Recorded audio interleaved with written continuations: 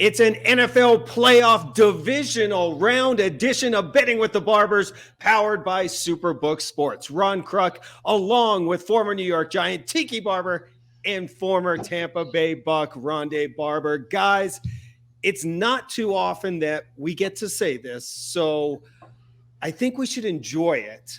But we were on absolute fire last week. You two nailing 5 out of 6 games, boom. And then some guy you let tag along each week and host the show. Well, somehow he went a spotless 6-0. Unbelievable. Yeah, it's only because the referees decided that a loose ball in play should be continued, and the whistle didn't actually blow before it ended the play and the touchdown, and instead of kicking a field goal, they scored a touchdown. So they didn't cover the 6. I agree. But you're not bitter. Not at all. Only because you get that one extra win this week, Ron. That's the only thing this matters. We don't really care that the Raiders lost. Exactly. Just that you got the extra point. That's in a really, week where in a week where Tiki and I agreed on everything. We all agreed on everything except for that one. I know. And it could have gone either way. Thank you, referees, for just throwing the rule book out the window in that one. I really think we should probably just drop the mics, guys, and walk away before we make it this week. I mean, now I'm scared. But there weren't very many good games last week. I mean, literally that first one was the only one that kept you interested for 60 minutes. The rest of them were, Bucks, San Fran, Rams, Buffalo especially, right? Yeah. They just outclassed their opponents. It wasn't good playoff football last week. However, that will change this week. Great point. No, seriously, we hope we rewarded our loyal viewers and listeners with a huge payday. Let's try to do it again this week. But before we move on to those 4 divisional games, guys, I mean, you brought up a few points there, Rondé. What a crazy super wild card weekend. I mean, blowouts. Maybe we didn't have to expand the NFL playoffs. I don't know. Just saying. The Cowboys go down in epic fashion again. The Bengals win their first playoff game in 31 years. We talked about the officiating in that game was horrible. And maybe we witnessed the last game of Ben Roethlisberger's career. What stood out to you guys from super wild card weekend? Well, I think the non-competitive nature of the weekend was the biggest thing, Ron. And Rondé was mentioning this, but the Philadelphia Eagles at the beginning of the year, we thought they were a rebuilding squad, that they'd probably pull up the bottom of the NFC East. They found a way to win some games against inferior teams and get themselves in the postseason. So when they get into a game against the number 3 seed and get blown out, what do we think was going to happen? So we shouldn't be surprised, but I think it's cyclical. I think by having the extra playoff team, it will raise the level of competition around the league in years to come, and it won't always be blowouts on Wild Card Weekend. Yeah, because I wouldn't say, Tiki, that the teams that got in, the ones that did get blowed out, I wouldn't say that they were mediocre. They were all kind of the same type of teams, but they weren't They weren't just bad football teams. But Philadelphia played well getting into the playoffs, man. I mean, there's a reason they were there. San Francisco played fantastic to get into the playoffs, and we called it. They had a chance to beat Dallas. So if my takeaway is Dallas is not what we thought they were at the beginning of the year when they played Tampa close and, number 1 scoring offense in the league. Maybe the Dak injury and his downtime took away somewhat of what we expected them to be. But like we said last week, their defense wasn't good enough, and they got beat, period. Yeah. By the way, Jimmy tried to give them the game. Yeah, I know. By the way, I think Dallas is exactly what we thought they were. That they were an inferior defense, 19th ranked in the NFL. They were opportunistic. They had most turnovers in the National Football League, but a good team that can run the football and not make mistakes saved the Jimmy Garoppolo touchdown that he basically handed to them with the interception at point blank range. Yeah, the Cowboys get blown out in that game. Without that interception, they are what we thought they were, to be honest with you. Yeah, I agree. They made it a lot closer than it should have been. As we look back, according to superbooksports.com and director in Vegas, John Murray, it was a tough weekend for those guys as the favorites went 5-1.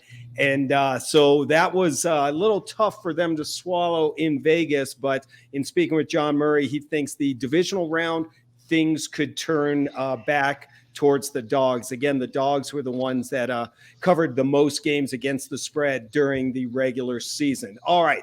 We are set to talk about the divisional round. In my opinion, guys, really the best weekend in all of sports. 4 games, 8 teams battling it out to get to the AFC and NFC championship. Playoff history 101 factoid before we get going. In the divisional round, found this little gem. Over the past 4 years, home teams have dominated 13-3 straight up. Wow. And not against the spread, but 13-3 in the divisional playoffs. So home teams rule. We'll see if that trend continues this season. We've got rematches galore. It's time to run it back. Let's kick things off with the first game of the weekend. That is going down on Saturday, 4:30 Eastern, 1:30 Pacific. The number 4 seeded Cincinnati Bengals travel to Tennessee to take on the number 1 seed in the AFC, the Titans. Cincinnati went 10-7 against the spread in the regular season, and they have covered in their past 5 games, including last week's playoff game. Tennessee, same thing, 10-7 in the regular season, and they've covered 3 out of their last 5 games. Here are the odds from Superbook.com. The line opened up at Tennessee -3.5, guys. I saw it go up to -4. It is back down to -3.5, and the point total 47.5. Tiki, kick us off. So I love this game because we're getting 2 offenses that are playing defenses that are going to test them, or at least maybe not test them, which is a interesting thing. The Tennessee Titans give up so much real estate in the pass game, and we obviously know that Joe Burrow and the Cincinnati offense has been clicking at a super high caliber these last 3 weeks. Almost 500 yards a game he's throwing for. Last week, obviously, he didn't, but from the end of the regular season. But we also know Tennessee is getting Derrick Henry back. And the one team that's been really bad against the run these last few weeks is the Cincinnati Bengals. So we're going to get strength on weakness on both sides of the football. I honestly think this one comes down to 2 things: the head coaches and the quarterbacks. Yep. Who makes a mistake from both of those situations? And Zach Taylor doesn't have a ton of experience. Obviously, Cincinnati hadn't won a playoff game in 31 tries. And so the experience goes to Mike Vrabel and the Tennessee Titans. And then the quarterback. Who's going to make a mistake? I don't think Ryan Tannehill is, because he's going to spend most of the day turning around and handing it off. And Joe Burrow believes he can throw this all on his shoulders. He's got this cockiness that he's talking about right now. I would love that if he wasn't a second-year player. I'm thinking Tennessee covers their 3.5. So give me Tennessee -3.5 at home with Derrick Henry back in the fold. All right. This is finally we're disagreeing. Yes, here have we go. To disagree with you here. First of all, with your opening statement, you said you love this game. This particular matchup, this is my least favorite matchup of the year, of the weekend. Twins being twins now, I love it. And you guys, I've been doing this all year. I'm sticking with my Cincinnati Bengals. Yes. I'm claiming them. I'll even take them for the win right now. Look, they were outgained last week by the Raiders, which is shocking, because coming into that week, they put up 475 yards, I think it was, against Kansas City, and then 575 the week before that against Baltimore. They were explosive, right? Joe Burrow is having Joe Burrow type days. And Tiki, what do you say about being legendary? There's only one way to do it: by doing legendary stuff. You know what I'm saying? Joe Burrow has that ability to do it. And this could be one of those days. You mentioned Tennessee's pass defense, ranked 25th. They have good safeties, right? Kevin Byard and Amani Hooker are really good football players. But can Jack Rabbit Jenkins, I can't say his name, it's Janoris. Can Janoris Jenkins and his company of corners keep up with Chase, Boyd, and Higgins? I do not think so. Tennessee this year, they're probably the weakest number 1 seed that we've seen in a long time, right? To me, they've been a prove-it team all year. You know, Vrabel, to me, has done a really good job with not a very talented team. The talent that he does have hasn't been healthy. Henry hasn't played since week 8. A.J. Brown and Julio Jones, that trio together have only taken 120 snaps together this year. So you're leaving it on a quarterback who I think is pretty average, man. They have a kind of bread and butter dink and dunk play action pass game. Can it be effective? Yes, but I think this Bengals defense is good enough to stop that type of offense this week, especially if they get into the situation where they have to start chasing the game because Joe Burrow is going to do some legendary stuff. I want to say another 4-letter word, but I can't on this show. So, we get it. We're with you. The fact that Derrick Henry is coming back, I think it kind of puts him in a weird position, to be honest with you, Tiki. And Liz Frank injuries are hard to deal with. Deontay Foreman has had a really good season. Are they going to try to force the ball to Derrick Henry? And if they do, I just don't know that works after sitting out for 9 or 10 weeks now. So that Cincinnati group of young players, dude, I thought they had a strong playoff debut. I know that they had to win it late versus Las Vegas, but for me, I think they cover this. In fact, I think I'm taking the money line on these guys. Yeah. They also got hurt on the defensive side of the ball, lost a tackle. Trey Hendrickson has a concussion. He'll probably be fine. And Derrick Henry didn't play for a lot of weeks, Rondé, but he's still Derrick Henry. He comes back healthy. You see the videos of him, and you're like, "Damn, did you get even bigger and stronger?" What the hell? Yeah. All right, so Rondé going with his Cincinnati Bengals, and if you've watched this show throughout the year, you know they have paid off very well for that man. I'm not mocking it. I've seen it. Tiki's going Tennessee. Guys, I went back and forth on this one. This one was a real tough one for me. As Tiki said, the D-line is real beat up for Cincinnati, and if here comes Travis Henry and A.J. Brown and Julio Jones all back, that's a lot of weapons for Tannehill. He doesn't have to be a hero. Just let the guys do what they do.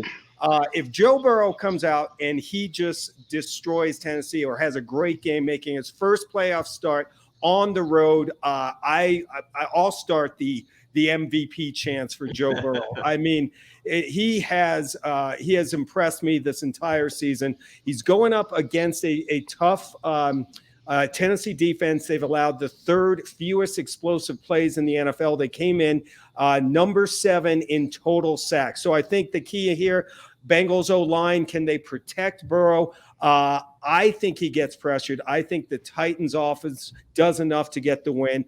I'm going to go with Tennessee to cover. I'm with Tiki on this one. All right, the Saturday night special matches up the lowest seed remaining in either conference. That's the number 6 San Francisco 49ers. They travel to the frozen tundra of Lambeau Field to take on, the number 1 ranked Green Bay Packers. Weather forecast, guys, I was just looking at it. Chance of snow and temperature in the teens. Not shocking, right? There's a reason why they play night games. Yes. This is our first rematch of the weekend. Green Bay got a 30-28 win over San Francisco all the way back in week number 3. 49ers rallied in that game from a 17-0 deficit, lost on a game-winning field goal by Crosby. Quickly, Green Bay against the spread. Number 2 in the regular season, right behind Dallas. They covered 70% of the time, but they've only covered once in their last 4 games. San Francisco has covered 5 times in their past 6 games. And I found this one interesting too. The under has come in 6 of the past 7 49er games. Let's check out the current odds from superbook.com. Green Bay opened up as a -5 favorite. That number has climbed, fellas. Green Bay now a -6, and the point total was 47.5. The man who owns the money line, Rondé, you're up. It's interesting that this line keeps climbing. It's likely because Nick Bosa is out, and we know what kind of impact not having him will have on this game. But to me, this game is going to come down to one thing, because we know this is pretty evenly matched. You'll be shocked at what I'm about to tell you here. Jimmy G, if he doesn't make the key mistake, because that mistake last week was just inexcusable. If he does that to Aaron Rodgers, they're gonna brutalize him. The whole team will brutalize him. I think we know what he and Devontae can do. I mean, it's not worth talking about. I think I'm friends with him, so I'm somewhat biased. But Matt LaFleur has been masterful in his 3rd year as head coach. I mean, it's very likely that he's going to go to the NFC Championship for the third straight year, which is just unprecedented. And then not to mention that Joe Barry has a top 10 defense. It's his first time as a defensive coordinator in Green Bay. So yes, it's no shock that they are favored, but look, 16-degree weather, I don't care about that. Home team, statistically, the 49ers are better in all categories except for 5 yards in total passing yards, right? And that's the Aaron Rodgers factor, because over the course of the last 7 games, he threw 20 touchdowns, 0 interceptions, and he just made it look easy. But dude, the last 8 games, San Francisco is outgained all but one team, total yards, and that was Cincinnati in a game that they won. Right? Talk a lot about coaches. Dude, Kyle Shanahan has done a terrific job. It's funny you said that they are the lowest remaining seed. They were 10-7 this year, right? Yeah. People don't think of that as like that's a good record in the NFL. It is like lowest seeded team. It just kind of shows you where they are. DeMeco Ryans going to have his hands full, right? No Nick Bosa. He's got to be able to deal with really though only one receiver and those 2 running backs. You stop them, you give yourself a chance. They've relied heavily on Aaron Rodgers' heroics in games, specifically when they played this game earlier in the year. And I think they know that they feel like they have a chance to beat this football team. I love A.J. Dillon. I love Aaron Jones, yada, yada, yada. But this being 6 points just shocks me. I think at the very least, even if Green Bay does win, they will cover 6 points. So I'm taking San Francisco on the line here. Yeah, well, that's 2 for 2 because I completely disagree with you. I don't trust Jimmy Garoppolo. I mean, I like him a lot, but I just don't trust him. I did not say I didn't say I trusted Jimmy. But let me add one more thing, Tiki, because I don't know if you're going to hit on this. The one thing that San Francisco does really well is run the football. No matter who is running the football, who, he, him, whom, he, who, he. No matter who is running the football, they do it well. And Green Bay's run defense, is 4th worst in NFL. So there is that. This is where the mindsets, the complementary mindsets of the 2 head coaches come to be a disadvantage for Kyle Shanahan. You talk about Kyle Shanahan's coaching acumen. He is probably the best offensive coach in the National Football League, with all due respect to all those other young, guys out there that like to claim it. Kyle Shanahan trots out what looks like empty personnel, and all of a sudden Deebo Samuel's lined up as a tailback, and he runs exactly like a tailback, probably better than the tailback who starts. And that's saying a lot because Elijah Mitchell is a stud. The young 6th-round draft pick that's doing so good for them this year. But I think that Jimmy Garoppolo at some point in this game is going to press because he does it every game. He thinks that George Kittle is going to save him on a 3rd down, and he's going to sail a ball over the middle of the field in his own territory. And Aaron Rodgers and Devontae Adams and the whole Packers system is going to hit back just like that. Right. So if I trusted Jimmy G just not to turn the football over, I would agree with you, Rondé. I just don't trust them. And I don't think they can get away with winning this game, running it out with scheme, because they scheme themselves into success. They can't scheme their way into the 30+ points it's going to take to beat this Green Bay Packers squad. So Jimmy G is going to press. I think that creates mistakes, and I think Green Bay covers the 6. I love it. The Twins are fighting it out this week as Tiki going with Green Bay, Rondé with the 49ers. This is a big line to me, even, with the California team going into Green Bay. 6 points in a playoff game is a lot, especially with a team that is playing so well like the 49ers and are built for success in any type of weather with the running game and their front 4. I mean, they dominated the Cowboys. It changed a little bit when Bosa went out with a concussion, but they're going to have to do the same thing here in this game. On Green Bay side, of course, they got to slow down Samuel and company on the ground. They've gotten healthier on defense. That's a big key. I think they are going to stack that box and make Garoppolo beat them. And if that's the case, I like Green Bay. Since the Packers won the Super Bowl in 2011, guys, they've lost 4 straight NFC championships. That's a lot. I mean, and back-to-back the past 2 seasons. So I think they're on a mission to get back into that game. Aaron Rodgers, 0-3 against the 49ers in the postseason. I'll How about take that? Rodgers over Jimmy G. And San Francisco's third straight road game. I'm going to lay the points. Give me Green Bay to cover. By the way, you talk about the weather and how this team is built to run the football. It's kind of a cliche. Oh, running teams can play in bad weather. But how many games have the San Francisco 49ers played in sub 20-degree temperatures? And they say fatigue makes a coward out of you. So the hell does cold. Trust me. Yeah. Yeah.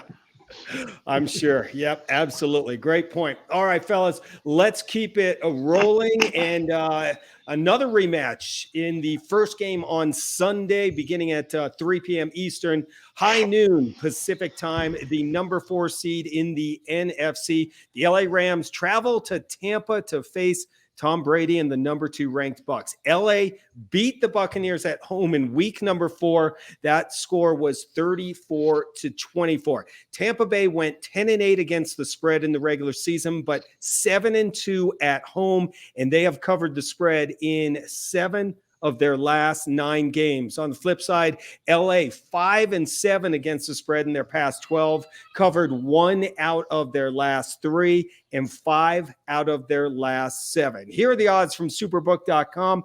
Make sure you get to superbook.com, sign up, download the app, and get in the game this weekend. Guys, Tampa Bay opened up at a -2 favorite. It has the money has come in on the Bucks. It's now up to -3. And the over-under sits at 48.5. Tiki, give us your take on this matchup. This was the hardest game for me to think about because there's so much talent. It's one thing to be able to scheme your way, as I was just mentioning, with the San Francisco 49ers and really the Packers as well. But it's one thing to scheme your way into success in the National Football League. The other way to have success in the National Football League is just to have freaking ballers. And both of these teams have ballers, especially on offense, right? The Rob Gronkowskis of the world don't feel like Rob Gronkowski, not the of the world, but him. He doesn't feel like he's this super impactful player, but he is probably the most impactful player that you've watched over the last 5 years in the NFL because he does things that just confound you. Like, how does he make that catch? The ball is past him, but he snags these balls out of the air. Tom Brady puts it exactly where it needs to be. The chemistry is amazing. Odell Beckham Jr., who is a cast-off from almost everywhere he's been, he's now in Los Angeles, and he's unlocked, right? His catch percentage is 100% last week. He throws for a 40-yard pass down the field. Sean McVay is having a field day using him. We thought that they would suffer with some of the injuries that they've had, but he stepped right in. So this game is really hard to dissect and determine, well, who has the advantage? The answer is no one has the advantage. There's a reason that this game is laying 3 at home. Like the historical, you get 3 points for being at home. This really could be a push, right? Because both of these teams are so equally matched. At the end of the day, I think it's going to come down to who can make a play on defense. And we started to see some stuff in last week's game with the Rams where their defense was going to a ridiculous another level. Your guy, Rondé, Raheem Morris, did an amazing job of creating one-on-one opportunities for Aaron Donald. They weren't lined up that way, but they have Leonard Fournette smashing. Like, all his job was to ear hole the guard, right? For a reason. Ear hole the guard. Aaron Donald comes around. He's one-on-one with the tackle. All of a sudden, he gets pressure on the quarterback. They've done such a good job scheming on the defensive front. I believe that they're going to disrupt Tom Brady, and it's the only way to contain and control him. This game's going to be a 1-point game. I like the Rams to cover, even if the Buccaneers find a way to win. Ooh, okay. Ooh, I like it. That's this is good. And again, we didn't plan this. I mean, I don't talk to Tiki at all. I swear I don't talk to Tiki. The only time I see him is on Betting with the Barbers. But I disagree. Yes. Oh my gosh, 3 for 3. Look, this is a rematch of week 3, and if you watched week 3, if you remember week 3, it was bombs over Baghdad. You know, that was the first time that I realized that the Bucks' backup secondary players were not very good. They lost Sean Murphy-Bunting early in the year. Jamel Dean was out. Jordan Whitehead, our safety, didn't play until the next week. So this is a game for me And I will agree with Tiki. This one was hard to think about. How do you pick a winner here? Because both teams are coming off basically masterclass performances against some young, impetuous quarterbacks that just aren't ready to play playoff football, right? Yeah. The Raheem Morris hype though, Tiki, is real. He's done a fantastic job. I mean, he's got 4 really good players. The rest of those dudes are just kind of dudes, Guys, you know. just a guy. They're Jags. just a guy. guys. You're absolutely right. The difference for me and why I disagree with you is one guy, Tom Terrific, man. It's a totally different challenge with this guy. And you mentioned Gronk. People somehow have forgotten how dominant a receiver Mike Evans is, because there's been so much talent on this football team over the last 2 years. He's just kind of running the mill, but he's got another 1,000-yard season. He's second in the league in touchdowns. We said that last week. It's hard to deal with the horses that Tom Brady brings out in front of you. Now, the one thing that's worrying me is why, and this is a really tough reason for me to really back the Bucs 100%. Tristan Wirfs is the best right tackle in football.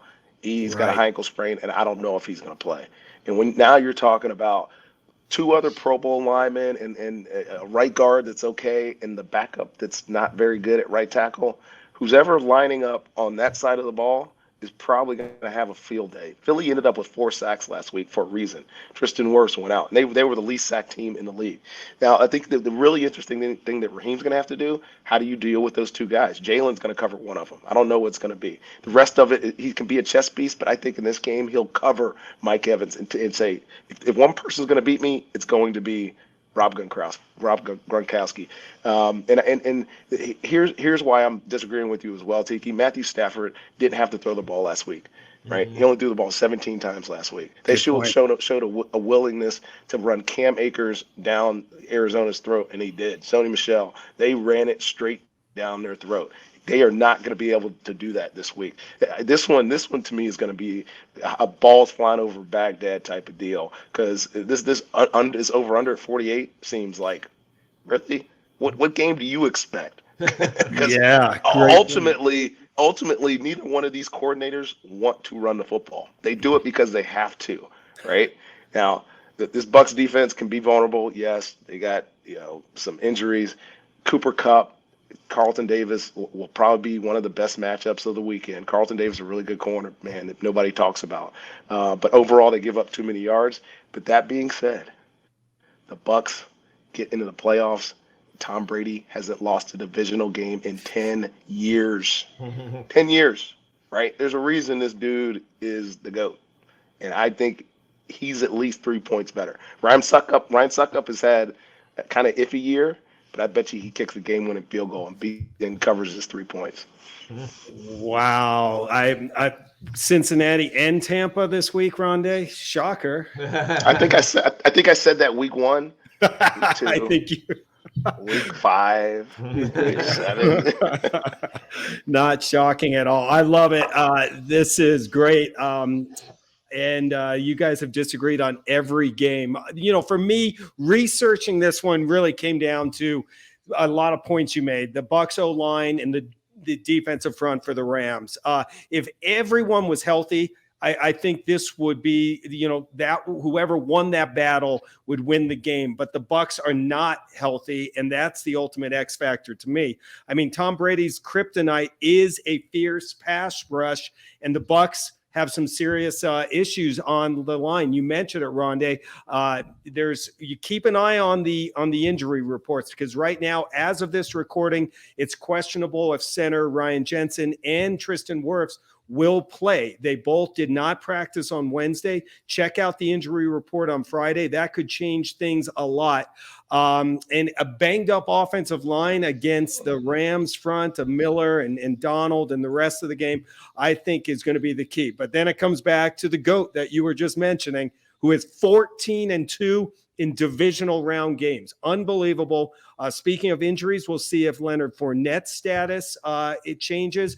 If the veteran can come back from the hamstring injury, and if he plays, that's a huge bonus for the Bucs. But I think the Rams have more firepower right now. They need their stars to shine, and I think they will. I'm not sure they win, because that's all that Brady does. Mhm. But I think they will cover. I'm going to take the Rams in this one. So looking at this, it's this you is and like me, Ron and Tiki. Tiki. It's you This and is like me. Ron and Tiki bullying on Rondé here. This is just because I've been Really right is. a majority of the time. So y'all talk. I know y'all talk. Y'all like, all right, let's go get his ass this week. Okay. I Yeah, see where are how we it is. meeting this week, Tiki? Yes, I see how it is. I see how it is. Yeah, somebody next week, you got to tune in next week because it's going to be a lot of fun. That's for sure. All right. And game number 4, we're going to bring it on home with the game of the weekend, maybe the game of the year. It's a double rematch when the number 3 seed in the AFC, the Buffalo Bills, they travel to Arrowhead to meet the number 2 seed, Kansas City Chiefs. This is a rematch of last season's AFC title game, which, of course, the Chiefs won, in a rematch of the rematch that took place this regular season, where the Bills won 38-20 in Kansas City. That was back in week number 5, guys, where the Bills were +4 in the turnover battle. Big key there. Buffalo against the spread this season went 10-6-2. They have covered in 4 out of their past 5 games. Kansas City really went a pedestrian 9-9 against the spread, but they are 7-2 against the spread in their last 9, hitting their stride when it matters. Here are the current odds from superbook.com. Kansas City, guys, opened up as a -2.5 point favorite, but the money apparently has been coming in on Buffalo. It is down to KC -1.5. The over-under and point total sits at 54.5. You're up, Rondé. Do we have another money line special? I do have a money line special on this one for sure. Look, this is the game. This is the game of the week for an obvious reason. This could/should, if they could rearrange the seeding, be the championship game, right? This could be the Super Bowl. This would be a great game. Look, Buffalo to me might be the best team left in the playoffs. Period. Right? They look like they're the real deal. They have an offense that complements their number 1 ranked defense. Josh Allen. I mean, if he looked like he looked last week, even half the season, he would be the league MVP, right? Those for 300 plus yards. He had 4 incompletions all game long against what we said was a really good New England defense. Guess not. 5 touchdowns. Like, this guy is ridiculous. And not only that, they've complimented themselves on offense by running the football, 170 plus yards in 4 of their last 6 games. That's insane. This team is as well-rounded as a unit as there is in the league, and I don't know that KC is exactly that, right? You know, if KC is the class just because they've been to the NFC, been to the Super Bowl the last 2 years, Buffalo to me is a close second, right? And they might even have pulled ahead in expectations. But Buffalo has a coaching staff. They have great players on offense and defense. I think they match up well with anybody at any skill position. So for me, on paper, the Bills are actually the better team, right? So this being 1.5 to Kansas City, that's like nostalgic all of a sudden, just because they are what they are, and they have Mahomes and Kelsey and Tyreek Hill and and the defense turned it around. They're not better than the Buffalo Bills. And I know they're playing at Arrowhead, but the Bills have gone to Arrowhead and won convincingly last time. Mahomes had 2 interceptions. It was not a pretty game for the Kansas City Chiefs. And just because they're favorites, I won't let it steer me away from what my eyes are telling me about the Buffalo Bills. They will cover this 1.5, I think, easily. And if you're a betting man, which I'm not really, I'm taking them to win. I'm taking them to win.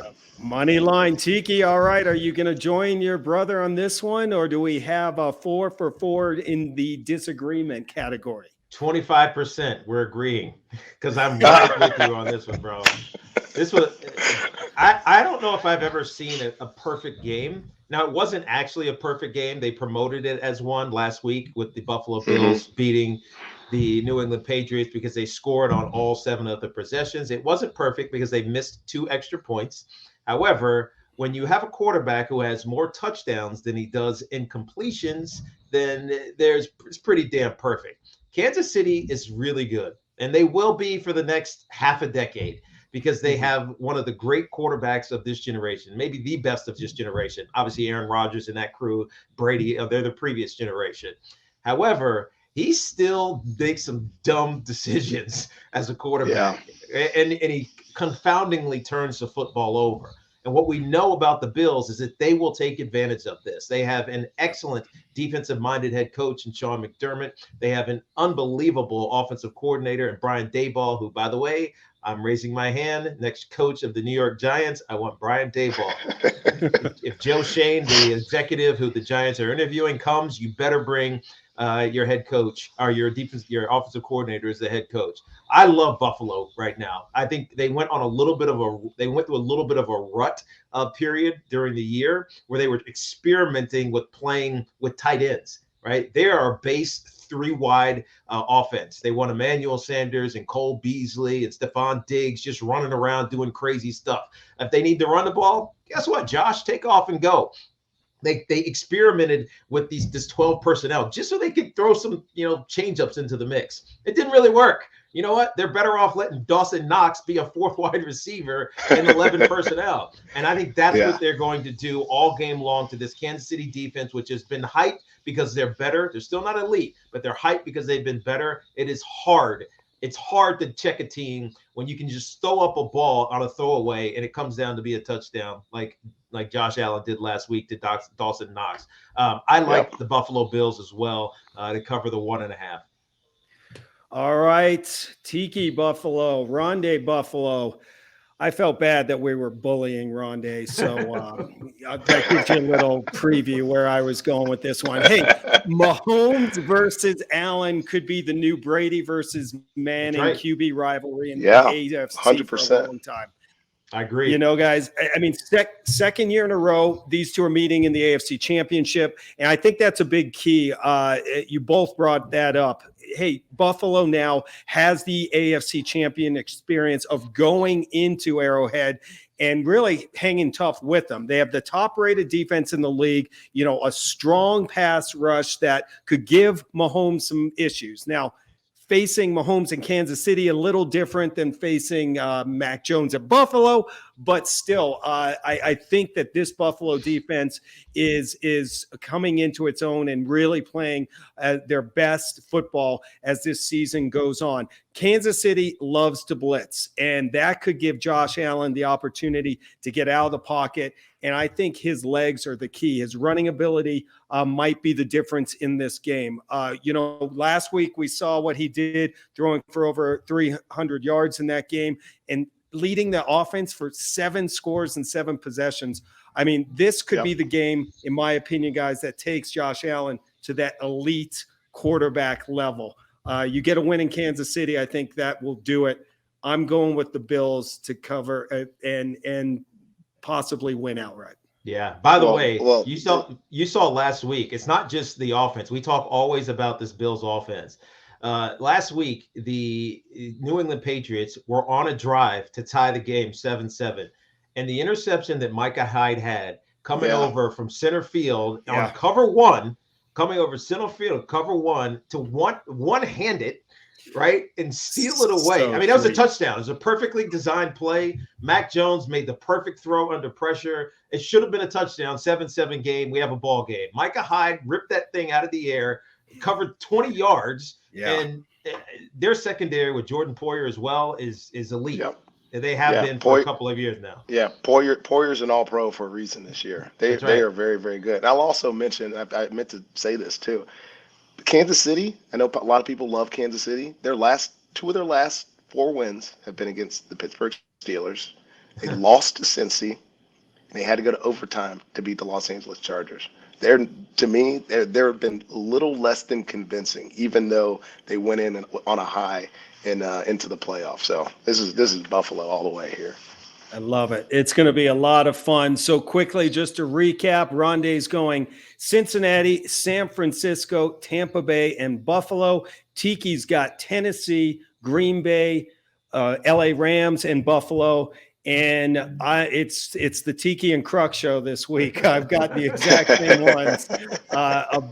Favorites. And you went undefeated. You went undefeated last week. I know. We should be. Yeah, we should be giving homage to you right now. I know. Heck. Oh, you're too kind. You're too kind. We'll see how this turns out next week. It's never easy, up and down. All right, guys, great job. Let's now, as we're winding down the Superbook sports season, all year long contest, we're so appreciative to everyone that was sending in questions, and we've had a lot of fun with this, to give you a chance to win a trip to Vegas to hang out with me and the Barber brothers. To qualify, all you have to do is send in a question via Twitter, and if yours is picked, you're automatically entered into the drawing. We got a couple weeks left. Send your questions into @Superbook Sports, @Rondé Barber, @Tiki Barber, @RCruck, and @Betting with the Barbers. Any of those. Great question this week. I got super pumped when I saw this, guys. This week's question comes in from Carrie Frank, and this is perfect timing in my world in honor of UFC 270 coming up this weekend in California. Here's what she asks. You're both in MMA. Who wins in a twin versus twin matchup? Guys, gets their arm raised inside the octagon? And why? Tiki. I'm just heavy. I'm just heavier. It's just I can't.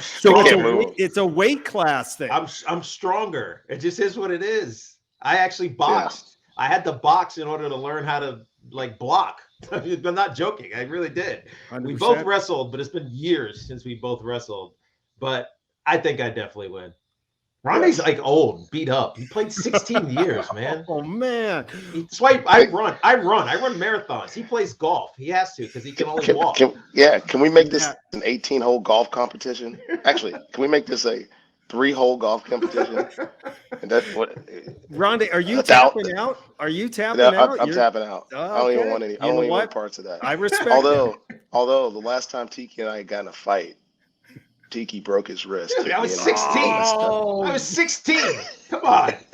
Still, it's in the books. I was 30. I was 30 years ago. 30. So you're saying there's still a chance? Oh my gosh, buddy. That is fantastic. We'll have to see if I can get Dana White to, we'll have to do a patch weights, and.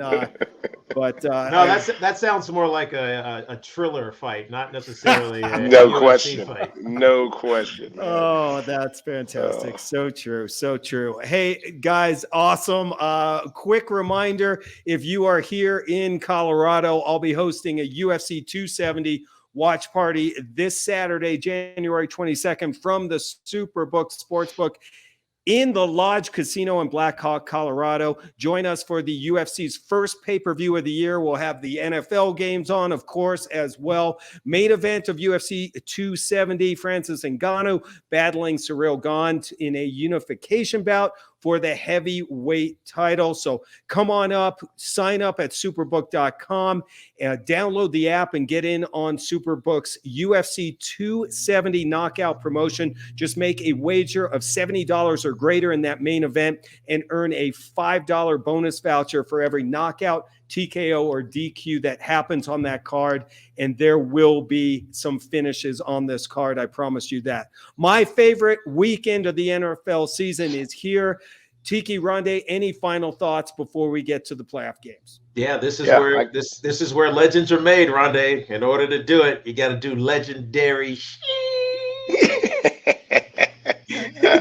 Yeah, man. This weekend is so exciting.